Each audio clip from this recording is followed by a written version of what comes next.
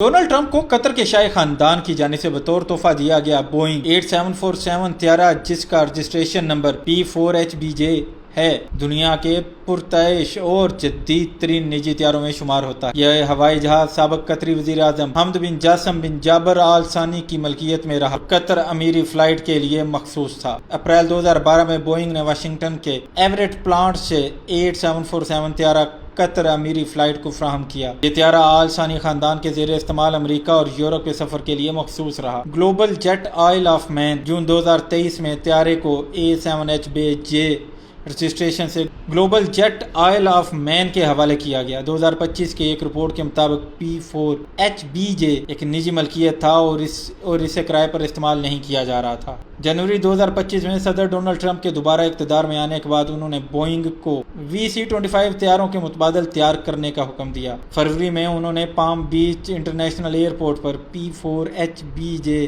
کا جائزہ لیا، جس کے بعد یہ طیارہ واپس دوحہ روانہ ہو گیا۔ مئی 2025 میں L3 ہیرس کو طیارے میں تکنیکی تبدیلی کے لیے ذمہ دار مقرر کیا گیا، لیکن اس وقت تک ایئر فورس نے اسے باقاعدہ حاصل نہیں کیا تھا۔ طیارے کی خصوصیات: اس کا اندرونی ڈیزائن کابینٹ البرٹو پنٹو نے تیار کیا، جس میں تائی پنک کارپیٹس کی قالین، چکامور اور وکاپو لکڑی کی فٹنگز اور الیگزینڈر کالڈر کی آرٹ ورک شامل ہیں۔ طیارے میں 2 باتھ رومز، 9 واش رومز، ایک مرکزی اور ایک مہمان بیڈ روم اور کئی لاؤنجز شامل ہیں۔ 89 افراد کی گنجائش رکھتا ہے۔ P4HBJ کی قیمت تقریباً 400 ملین امریکی ڈالر ہو سکتی ہے۔ اس طیارے کو ایئر فورس ون میں تبدیل کرنے کے اخراجات درجنوں سے لے کر سینکڑوں ملین ڈالر تک جا سکتے ہیں، جن میں غیر ملکی ٹیکنالوجی کی جانچ بھی شامل ہے۔